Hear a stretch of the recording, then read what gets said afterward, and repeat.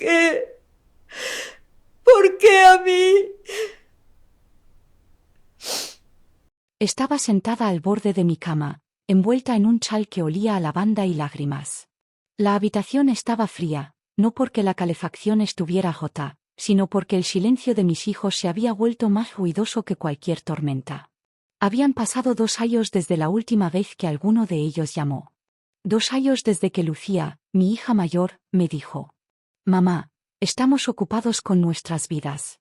No lo entenderías».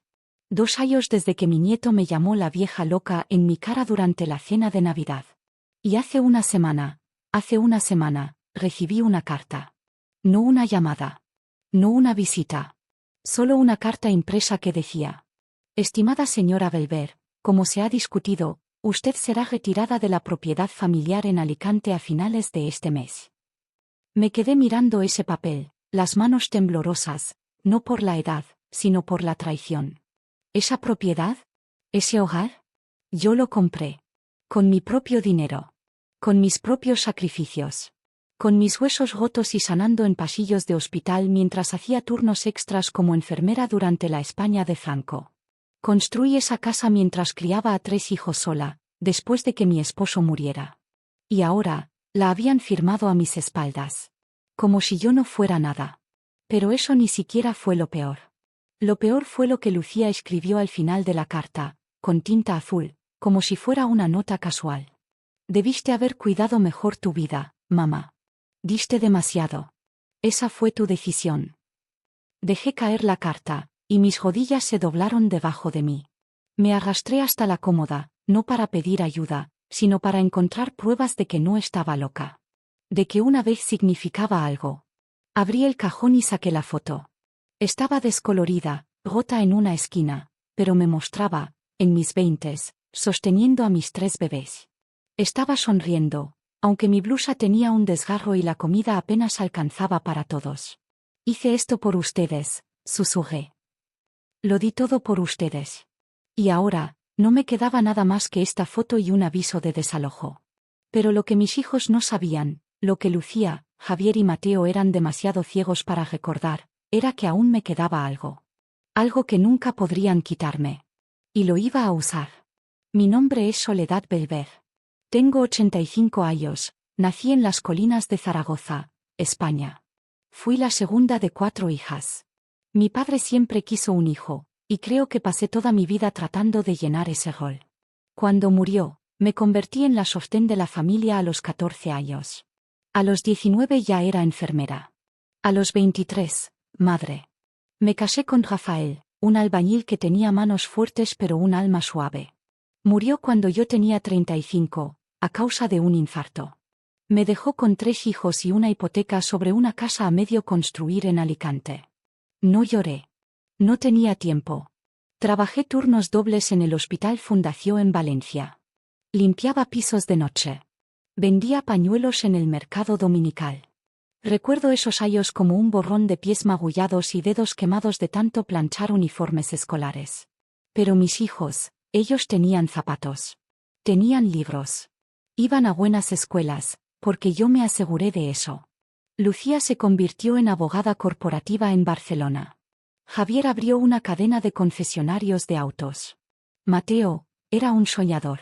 Un músico que terminó trabajando en sonido para artistas famosos de flamenco. Todos se fueron de casa. Se casaron. Construyeron sus vidas. Y por un tiempo, me sentí orgullosa. Hasta que dejaron de llamar. Hasta que la única vez que venían era cuando sus hijos necesitaban dinero para cumpleaños. O cuando alguien necesitaba que cuidara niños, sin paga. O cuando venían los suegros de Lucía y no querían que la abuela estuviera de fondo. Todavía recuerdo el día que la escuché decirle a su esposo: «Está demasiado vieja para importar. Mandémosla a Málaga. Hace sol allí. No notará la diferencia». No lloré. Otra vez. Ya no me quedaban lágrimas. Pero hice un plan. Tomé mi pensión en silencio. Vendí las joyas que me regaló Rafael, piezas que nunca usé. Incluso vendí la máquina de coser antigua que me dejó mi abuela. Y hice algo que nadie esperaba. Compré tierras. Un pequeño terreno agrícola en la costa, cerca de Murcia. con olivos y una cabaña en ruinas. Todos pensaron que estaba loca. A tu edad, decían. Pero ya estaba harta de ser la vieja inútil. Volví a echar raíces. Literalmente. Cavé la tierra con mis propias manos, planté tomates, pepinos y lavanda. Construí una vida donde no tenía que ser la abuela que espera junto al teléfono. Me convertí en la mujer que camina descalza al amanecer y come de su propio huerto. Pero no le dije nada a mis hijos. Ni una palabra. Ellos pensaban que seguía en una habitación alquilada en Valencia. Que les rogaba por sobras. Me mandaban regalos de lástima, suéteres viejos, comida caducada, mensajes de «¿Estás bien?», cada 2 meses. Y entonces cometieron un error. Lucía descubrió mi terreno cuando contrató a un investigador privado. Pensó que tenía riqueza escondida. Pensó que había mentido. Así que falsificó mi firma, transfirió la casa de Alicante a su nombre. Envió esa carta. Sonriendo, creyendo que finalmente me había dado una lección. Pero no tenía idea. La tierra que compré, nunca la registré a mi nombre. La registré a nombre de un fideicomiso antiguo. Uno al que ella no podía acceder. Uno que yo controlaba. Y ese fideicomiso había crecido. Arrendé parte del terreno a una empresa de paneles solares. Construí 2 cabañas estilo Airbnb que a los extranjeros les encantaban. Ahora tengo dinero. Dinero silencioso. Pero más que eso, tengo poder. Y ahora que me sacaron de la casa que yo construí. No tienen idea de lo que viene. Mañana es la fiesta de cumpleaños de Lucía. Una gran celebración en la villa de Alicante, mi antiguo hogar. Invitó a políticos, abogados y a la prensa local. No sabe que voy a ir. Y ciertamente no sabe que compré la casa de al lado.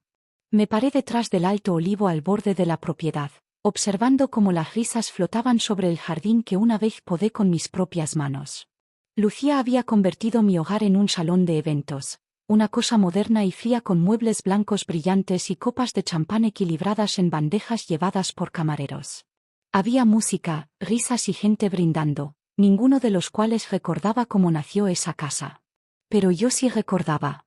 Recordaba cuando el único sonido era el fuego crepitando y el ruido de mis rodillas doblándose sobre el suelo de piedra mientras rezaba por suficiente dinero para alimentar a mis hijos. Recordaba haber colgado cortinas viejas para dividir habitaciones, haber tapado la humedad con papel tapiz que yo misma apliqué.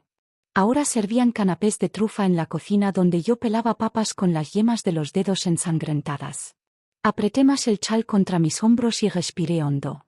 La fiesta ya había comenzado, y ellos no tenían idea de que yo estaba a unos pasos. Observando. Los vecinos, mis nuevos vecinos, fueron lo suficientemente amables como para dejarme quedarme en la casa de huéspedes del fondo. Lo que no sabían era que yo también era dueña de su casa. A través del mismo fideicomiso que Lucía no podía rastrear.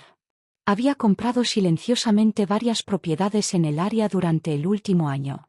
Cada vez que mis hijos me daban la espalda, yo convertía ese rechazo en acción. Y ahora, estaba lo suficientemente cerca como para escuchar mi propio nombre en sus labios. Ella no vendrá, dijo Lucía, girando su copa. Fui clara en la carta. Ese lugar nunca fue suyo. Me lo dio, de cierta forma. Es lo mejor. ¿Me lo dio? Mis dedos se apretaron. Mi propia hija estaba reescribiendo la historia para sentirse mejor consigo misma. Les decía a todos que, de alguna manera, yo le había ofrecido mi vida como regalo. Que me había retirado con gracia, como una reina cansada que deja la corona. Casi me fui. Casi. Pero entonces lo vi, Mateo. Mi hijo menor. El de corazón más blando. Estaba en una esquina, sosteniendo su guitarra como siempre hacía, como si lo anclara a la tierra. Pero su rostro estaba diferente ahora. Cansado. Ansioso. Y cuando alguien le preguntó ¿vendrá tu mamá hoy?, no respondió. En lugar de eso, caminó hacia la puerta trasera. La misma que separaba esta casa de la que ahora era mía. Y como si fuera obra del destino, se dio la vuelta y me vio. Se quedó paralizado. Yo también. ¿Mamá? Susurró. El aire entre nosotros se volvió espeso. No me había visto en más de un año. No desde que le dije que me mudaba fuera de la ciudad. No le dije a dónde me iba. No quería lástima. No quería palabras vacías. Solo quería paz. Sí, Mateo, dije suavemente, saliendo de las sombras. Soy yo. Corrió hacia mí, con lágrimas ya en los ojos. ¿Dónde has estado? Pensamos. Lucía dijo, que no querías vernos más. Lo miré. Lo miré de verdad. Ya no era el niño despreocupado que crié. Había ojeras bajo sus ojos, una tristeza en su voz. ¿Le creíste? Pregunté. No respondió. Sonreí con tristeza. Eso es lo que más duele. Me abrazó. Fuerte. Como cuando tenía 10 años y le tenía miedo a las tormentas. Y entonces la música se detuvo. Lucía estaba de pie en el porche, con una copa de champán alzada, congelada por la sorpresa. Su voz cortó el silencio. «¿Mamá? ¿Qué haces aquí?» Di un paso al frente, dejando que mis pasos resonaran sobre las baldosas de piedra que ella creía suyas. «Vine a desearte un feliz cumpleaños, Lucía», dije con voz tranquila. «Y a entregarte un regalo». Se escucharon murmullos mientras sacaba el sobre de mi chal. No era una tarjeta. Ni flores. Era una notificación formal. Los ojos de Lucía se entrecerraron. «¿Qué es eso?» «Una oferta. Por el terreno de al lado. El comprador quiere convertirlo en un centro cultural. Música, arte, comidas comunitarias. Un lugar que honre a la verdadera familia». Parecía confundida, luego molesta. «¿Y eso qué?» «Soy la vendedora», dije, mirándola directamente a los ojos. «Porque yo soy la dueña de esa casa». Se escucharon murmullos. Uno de los periodistas cercanos se acercó un poco más. «¿Es cierto que usted es la propietaria?» Sonreí. «Sí. Y de algunas otras propiedades en este vecindario también. He estado ocupada». El rostro de Lucía palideció. «Se suponía que debías estar en una residencia», dijo entre dientes. «Se suponía que estarías cansada». Me incliné hacia ella. «Lo estuve. Pero cada vez que te alejaste de mí, me diste algo, tiempo. Tiempo para pensar. Tiempo para actuar. Tiempo para convertirme en algo más que la madre que intentaste borrar». Mateo lucía atónito. Incluso Javier, que apenas me había dirigido la palabra, dio un paso al frente, mirándonos a ambas como si nos viera por primera vez. Y entonces solté la última pieza. «Ah, y una cosa más». Lucía se volvió lentamente. «No vine a pelear contigo. Vine a invitarte», dije. «¿A qué?», preguntó con frialdad. Le entregué un segundo sobre. «A la inauguración de la Fundación Belver. Una organización sin fines de lucro, para mujeres mayores abandonadas. El primer refugio abre en Murcia el mes que viene. Totalmente financiado. Totalmente legal. Totalmente a tu nombre». «¿Mi nombre?», preguntó, atónita. «Oh sí. Lo nombré en tu honor», dije con una sonrisa dulce. Un recordatorio de quien me inspiró. Pero Lucía no tomó el sobre. En su lugar, se dio la vuelta, arrojó su copa al suelo y se metió furiosa en la casa.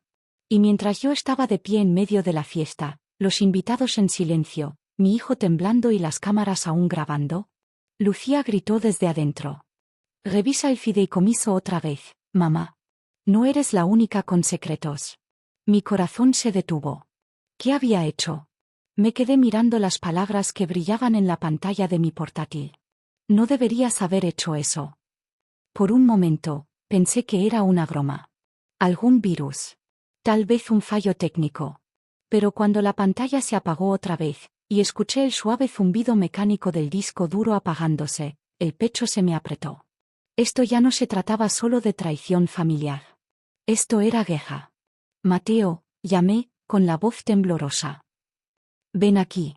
Estaba en la cocina preparando café, bendito sea, todavía intentaba actuar normal, arreglar las cosas con leche caliente y tostadas, como si todavía fuéramos una familia.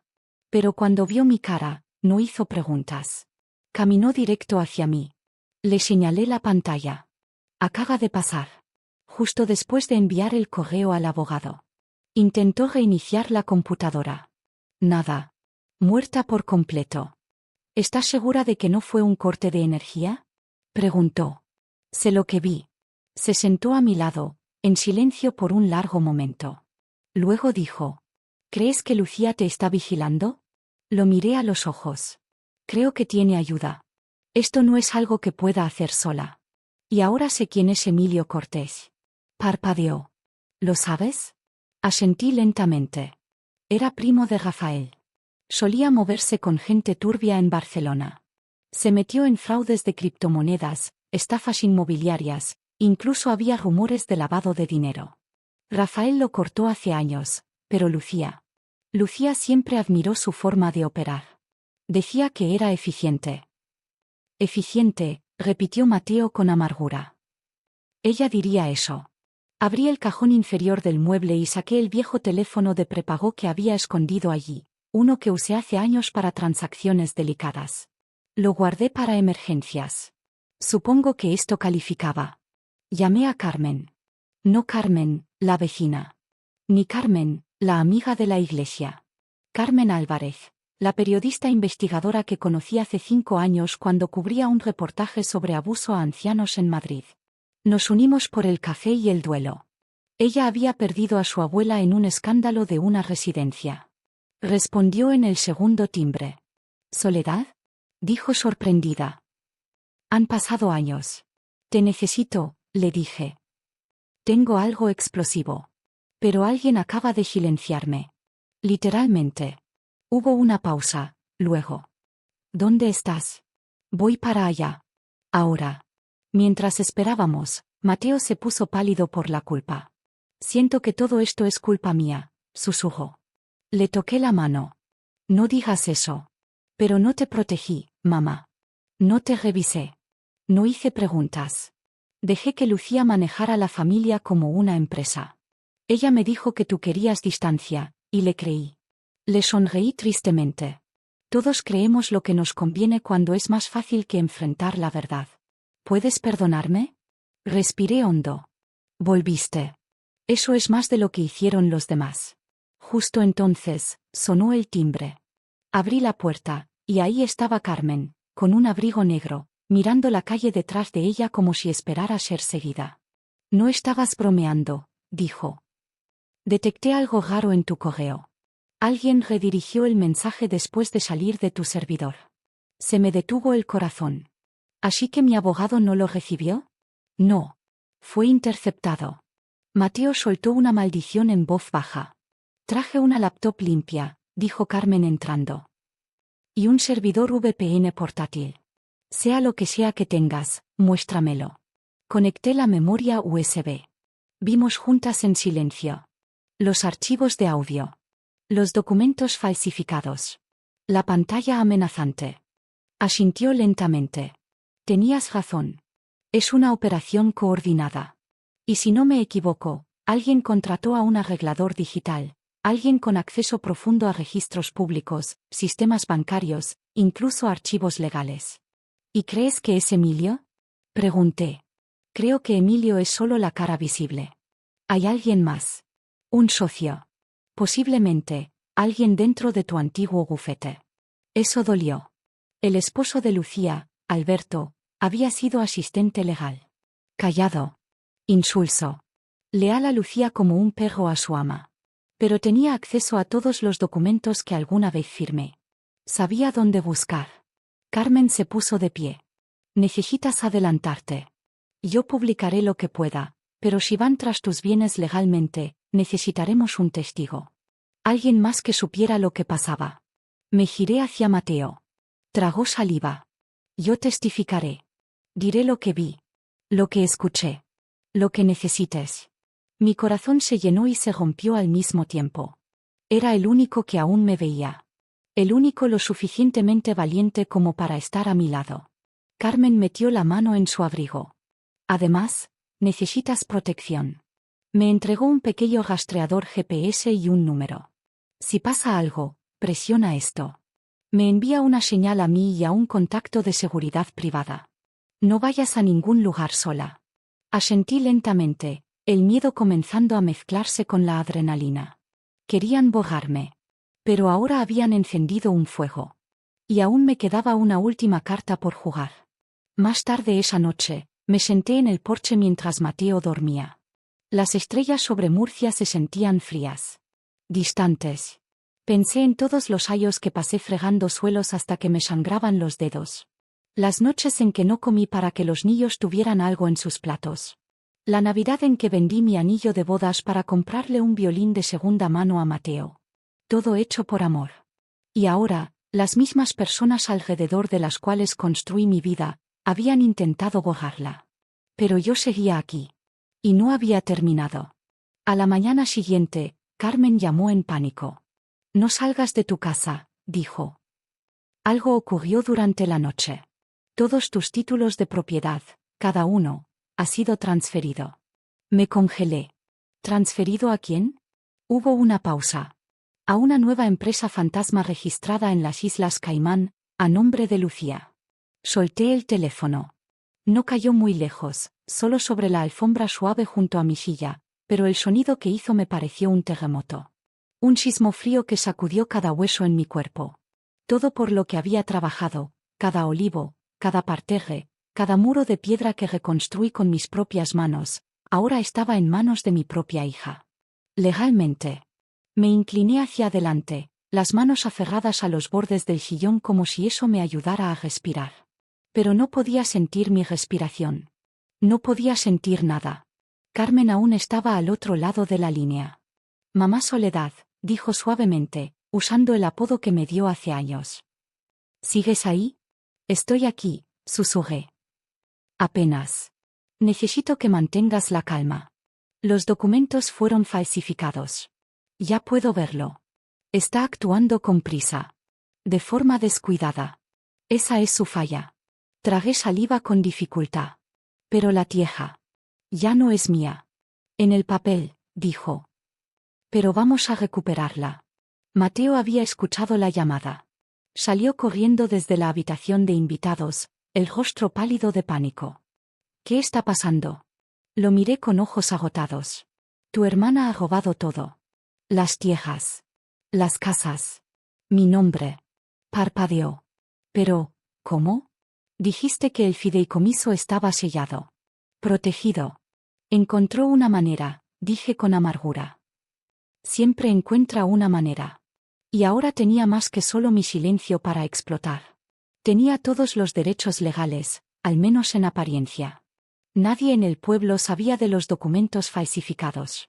Todo lo que verían sería a una anciana gritando traición y a una hija pulcra, exitosa, mostrando papeles brillantes. Está intentando acabar conmigo, murmuré. De una vez por todas. Carmen envió archivos cifrados en menos de una hora. Ya había comenzado un rastreo. Ya había pruebas de que el punto de acceso al fideicomiso había sido manipulado desde un dispositivo ubicado en la oficina corporativa de Lucía en Barcelona. Pero las pruebas no eran suficientes. Necesitábamos acción. Así que hice una llamada que nunca pensé que haría. A alguien a quien había apartado de mi vida hacía 20 años. Su nombre era Tadeo Vázquez. Primo de mi difunto esposo Rafael. Abogado. Lo inhabilitaron por revelar información confidencial sobre un caso que implicaba a la mitad de los jueces de Valencia. Desde entonces, vivía como un fantasma, fuera del radar, amargado, brillante, y peligroso cuando lo traicionaban. Respondió al primer timbre. Me preguntaba cuándo llamarías, Soledad, dijo con una voz áspera y grave. ¿Sabías que lo haría? Pregunté. Vi los titulares ayer. Tu hija publicó un comunicado de prensa sobre la expansión de su cartera inmobiliaria en Alicante. Incluso usó tu nombre como si fuera su legado. Contuve las lágrimas. Tadeo, me ha robado la vida. Lo sé, respondió. Y vamos a recuperarla. Llegó a Murcia esa misma noche, en tren, vestido con un viejo saco marrón arrugado y cargando un maletín de cuero que no veía una sala de juicio en décadas. No nos abrazamos. No hacía falta. Tadeo se sentó en mi cocina y desplegó los archivos que Carmen había enviado previamente. Después de 2 horas, me miró y dijo. Ella es buena. Hay que dárselo. La falsificación del fideicomiso es elegante, casi quirúrgica. Pero cometió un error crítico. ¿Cuál?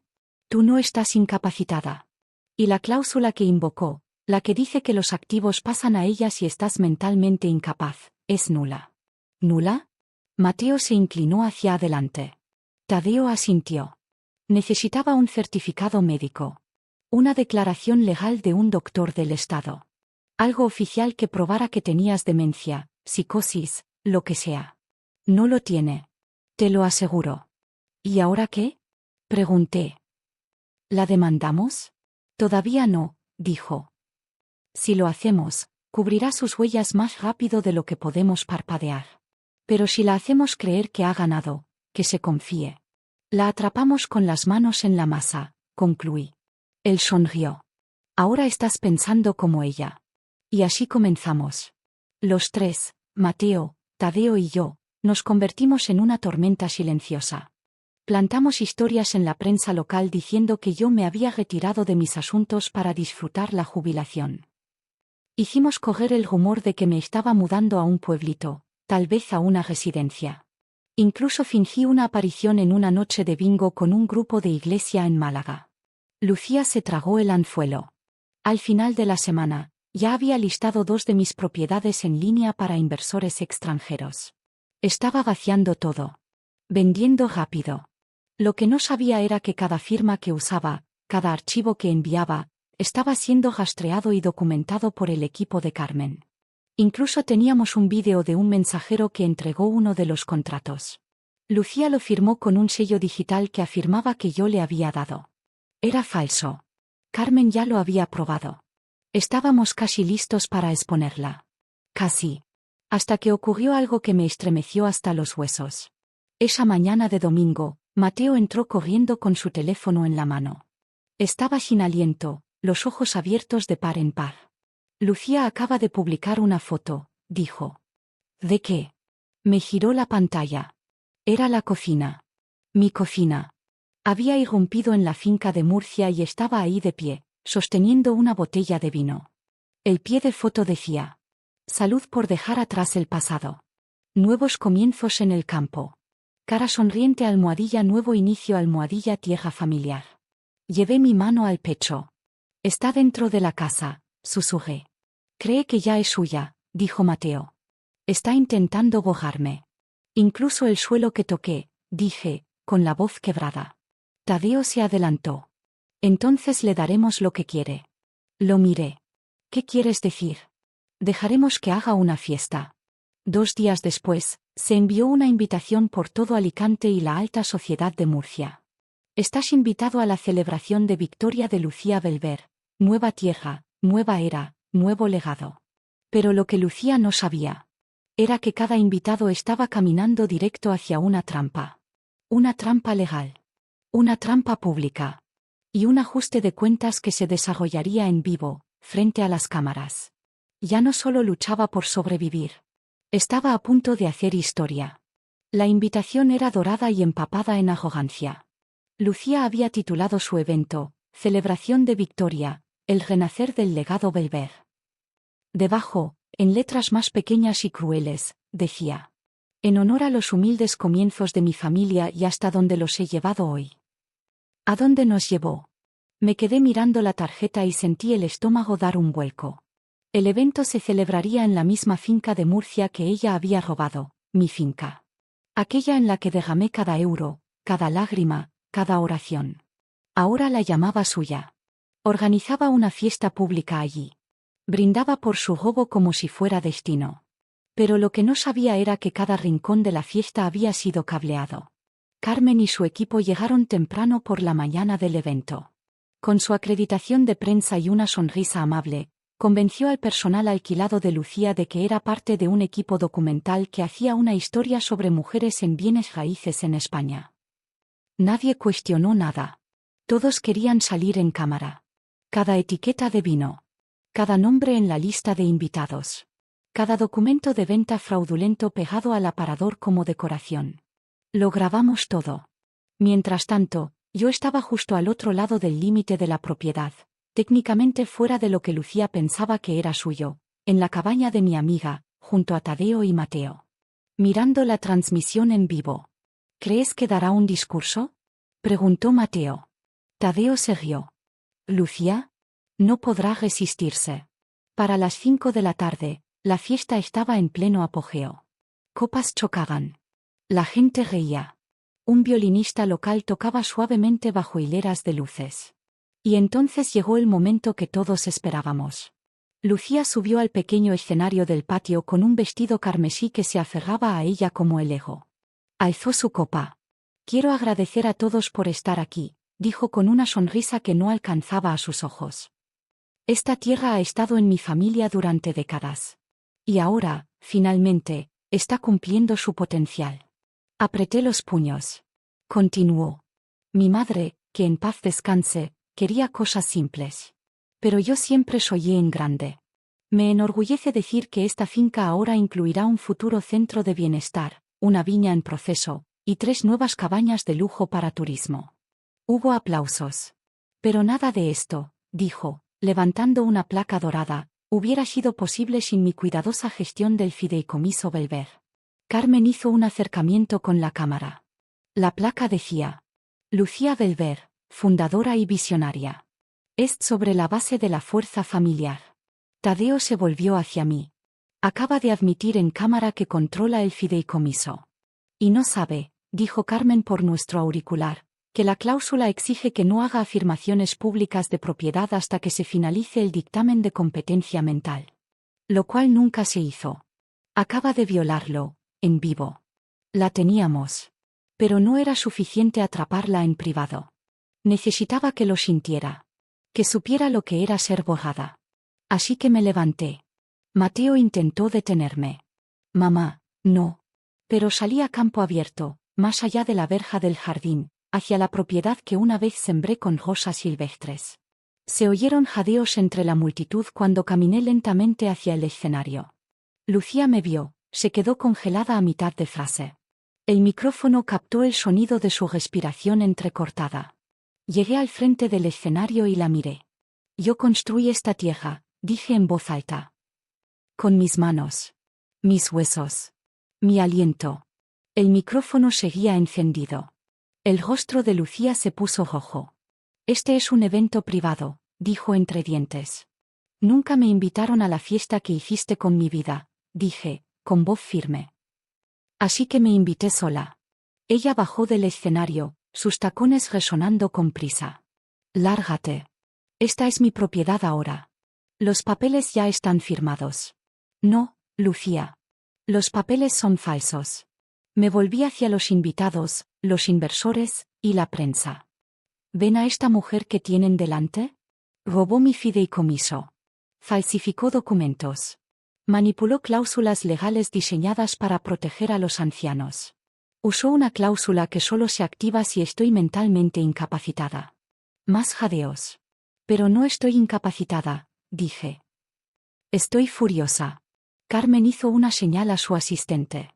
En segundos, una pantalla gigante se encendió en el muro de la propiedad. Comenzó a reproducirse un audio, la propia voz de Lucía, tomada de los archivos USB. La vieja nunca se enterará. En cuanto muestre señales de demencia, activo la cláusula. El fideicomiso será mío. Todo. El público enmudeció. El rostro de Lucía perdió el color. No. Eso es falso. Es un audio manipulado, dijo, temblando. Pero Carmen dio un paso al frente, con su credencial de prensa visible. No, Lucía. Es real. Y tenemos los documentos, los testimonios y los registros digitales para probarlo. Alguien al fondo gritó. ¿Irá a la cárcel? Lucía se volvió hacia mí, con la voz quebrada. Mamá, por favor. No hagas esto. Me acerqué. Te rogué que me amaras. Te rogué que vinieras a verme. Que te sentaras conmigo. Que recordaras quién era. Pero tú solo viste lo que podías quitar. Ella rompió en llanto. No sabía cómo parar. Pensé, que si lo tenía todo, tal vez finalmente sería suficiente. Le toqué suavemente la mejilla. Siempre fuiste suficiente. Solo que no lo creíste. Luego me alejé. Y me dirigí hacia las cámaras. Esto no es solo una hija robando a su madre. Esto es sobre un sistema que permite que el poder ahogue el amor. Sobre una cultura que olvida a sus mayores, hasta que hay dinero de por medio. Pero yo recuerdo. Yo recuerdo quién soy. Levanté la cabeza. Me llamo Soledad Belver. Tengo 85 años. No soy invisible. No estoy senil. Sigo aquí. Y no permitiré que me borren. Mientras me alejaba del micrófono, los invitados seguían en silencio, las luces zumbaban sobre nuestras cabezas. Un coche de policía entró en la entrada. Lucía me miró, con los ojos abiertos como platos. ¿Tú, los llamaste? Susurró. No respondí. El oficial bajó del auto y dijo: Lucía Gelber está siendo investigada por abuso a mayores, falsificación de documentos y mala gestión patrimonial. Por favor, acompáñenos. Lucía soltó un grito que resonó entre las viñas. Y por primera vez en años. Sonreí. Las esposas hicieron clic alrededor de sus muñecas como el punto final de una larga y cruel oración. Ya no lloraba. Tampoco gritaba. Solo estaba callada. Congelada. Como si todos sus planes se hubieran hecho polvo en el momento en que las luces azules parpadeantes chocaron con la realidad. El oficial la giró suavemente y la condujo hacia la parte trasera del coche. Los invitados susurraban, apartándose como el mar se abre para la vergüenza. Los periodistas alzaban lentamente sus cámaras, sin saber si era demasiado cruel o simplemente justo. Pero yo no aparté la mirada. Vi a mi hija, la misma a quien cuidé durante noches febriles, a quien alimenté con pan duro y agua con miel, subirse a ese coche sin mirar atrás ni una sola vez. Tadeo se paró a mi lado, con los brazos cruzados. Ese es el rostro de alguien que se da cuenta de que construyó su castillo sobre arena. Mateo estaba callado. No había dicho una palabra desde que arrestaron a Lucía. ¿Estás bien? Le pregunté. Asintió. Solo, sigo recordando cuando éramos niños. Ella me trenzaba el pelo y me daba galletas a escondidas cuando tú trabajabas tarde. No sé cuándo cambió. Suspiré.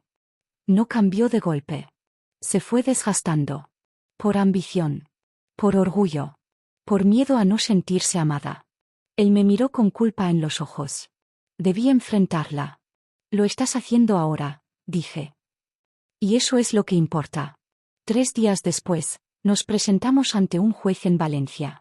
Una sesión privada. Sin cámaras. Solo la verdad. El abogado de Lucía, un hombre delgado y nervioso, intentó retrasar el proceso alegando estrés emocional, pero el juez lo desestimó con un gesto de la mano. Señora Belver, dijo el juez, dirigiéndose a mí. Hemos revisado las pruebas entregadas por su defensa. Las firmas falsificadas. Las llamadas grabadas. Las declaraciones médicas falsas. Todo apunta a un intento sistemático de defraudarla. Hizo una pausa. ¿Desea presentar cargos completos? Lucía levantó la mirada, los ojos hinchados por el llanto, las muñecas aún marcadas por las esposas que había llevado días atrás. Hubiera sido tan fácil decir que sí. Destruirla como ella intentó destruirme. Pero respiré hondo. La miré a los ojos. Quiero 2 cosas, su señoría, dije. 1. La devolución completa de todos los bienes, fideicomisos, propiedades y cuentas, de forma inmediata y permanente. Lucía bajó la cabeza. Sabía que eso era inevitable. Y 2, continué, quiero que ella haga trabajo voluntario en un centro de ancianos en Zaragoza. Todos los fines de semana. Durante un año completo. Bajo supervisión. Hubo un murmullo en la sala. Incluso el juez levantó una ceja. ¿Puedo preguntar por qué? Dijo con suavidad. Porque la vergüenza no enseña. Pero el servicio sí, respondí. Tras el fallo, Lucía fue escoltada fuera del tribunal. No con cadenas. Pero tampoco con dignidad. Pasó lentamente a mi lado. No dijo una palabra. Pero justo antes de que las puertas se cerraran detrás de ella, oí su voz. Lo siento, mamá. Fue tan suave que casi creí haberlo imaginado. A la mañana siguiente, caminé descalza por todo mi jardín. El sol se alzaba, derramando luz suave sobre las colinas de Murcia. Mi finca era mía de nuevo. Los papeles habían sido corregidos. El fideicomiso restaurado. Y sobre el mostrador de la cocina, el periódico local tenía una historia de portada. Justicia para Soledad Belver, abuela recupera la vida que le robaron. Dentro había una cita del artículo de Carmen. No gritó. No luchó con puños. Simplemente dijo la verdad. Y la verdad sonó más fuerte. Esa misma semana, Carmen volvió a visitarme. Me abrazó con fuerza. Lo lograste. Lo logramos, le dije. Pero aún no he terminado. Alzó las cejas. ¿No? La llevé hasta la verja del frente y señalé la colina, justo más allá del viñedo. Ahí es donde construiré el Centro Belver, le dije. Un lugar para mujeres como yo. Mujeres que han sido olvidadas, usadas o silenciadas. Ella sonrió, con los ojos brillosos. Eres increíble. Negué con la cabeza. Solo soy vieja. Y cuando uno es viejo, por fin entiende lo que realmente importa. Una semana después, recibí una carta. Estaba escrita a mano. Sin remitente. Pero la letra era familiar. Mamá. Nunca me perdonaré. No por el juicio. No por el dinero. Sino porque olvidé quién eras. Pensé que el poder era algo que se usaba sobre la gente. Tú me mostraste que es algo que se comparte. No espero una respuesta. Pero cumpliré cada fin de semana como pediste. Y tal vez algún día me convierta en alguien digno de ser recordado. Lucía. Doblé la carta con cuidado y la guardé en una caja con la etiqueta, no perdido. Solo sanando. Luego tomé los planos de la fundación y salí a recibir al arquitecto. Pero justo cuando cruzaba la puerta, Carmen volvió a llamar. Su voz estaba tensa. Soledad, hay algo que tienes que ver. ¿Qué pasa? Ha habido una transferencia silenciosa. Una propiedad bajo el fideicomiso Belver fue movida a otro nombre. No el de Lucía. De alguien llamado Emilio Cortés. Me detuve en seco. Pensé que todo había terminado. Pero me equivoqué. Me quedé de pie en medio del viñedo, la brisa levantando suavemente mi chal blanco mientras las palabras de Carmen se repetían en mi cabeza. Una propiedad del fideicomiso, transferida a nombre de Emilio Cortés.